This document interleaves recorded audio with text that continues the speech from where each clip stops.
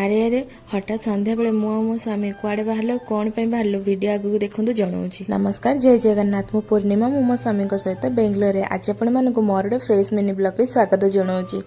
ମାନେ ସକାଳୁ ଉଠିକି କିଛି ମାନେ କାମ ଦାମ ତ ଯାହା ଥିଲା ସବୁ ସାରି ଦେଇକି ମୁଁ ଆଗରେ ଏଇ ଜିନିଷଟାକୁ କେମିତି ରୋଷେଇ କରିବା। ମୋତେ ତ ବହୁତ ପସନ୍ଦ, ମାନେ ପୋଟଳ ତରକାରୀ କରିଥିଲି ଆଉ ମୋତେ ପର୍ସନାଲି ବହୁତ ପୋଟଳଟା ବହୁତ ପସନ୍ଦ। ତ ସେଇଟା ରୋଷେଇ କରିଦେଲି, ରୋଷେଇ କରିଦେଇକି ୱେଟ୍ କରିଥିଲି ସ୍ୱାମୀ ଆସିଲେ ଆମେ ଖାଇବୁ। ତ ଖାଇବା ପାଇଁ ସେ ଅଫିସରୁ ପଳେଇ ଆସିଲେ, ଖାଇବା ପାଇଁ ନେଇକି ପଳେଇ ଆସିଲେ। ସତରେ ଆଜି ପୋଟଳ ତରକାରୀଟା ବହୁତ ଟେଷ୍ଟି ହେଇଥିଲା। ତାପରେ ଆମେ କିଛି ସମୟ ରେଷ୍ଟ ନେଲା ପରେ ଆମେ ବାହାରିଲୁ। ଆଉ ମାନେ ଏଇ ଜିନିଷଟା ମୁଁ ବହୁତ ଦିନ ହେଲାଣି ଭାବିଲିଣି ଯାଇକି ଆଣିବି କିନ୍ତୁ ଆଣିପାରୁନଥିଲି।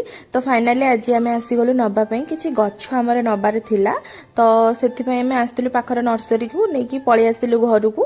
ଆଉ ମାନେ ଏଠି ମୁଁ ରାତିରେ ଆସିକି ଆଳୁ ଚକୁଡ଼ା ଏମିତି ଭାତ କରିଦେଇଥିଲି। ମୁଁ ଆମ ଘରେ ଏମିତି ଖାଏ, କିନ୍ତୁ ମୋ ସ୍ୱାମୀକୁ ଭଲ ଲାଗିବ ବୋଲି ମୁଁ ଜାଣିନଥିଲି।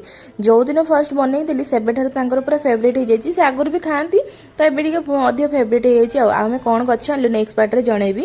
ରହିଲି ଆଜି ପାଇଁ ଏତିକି।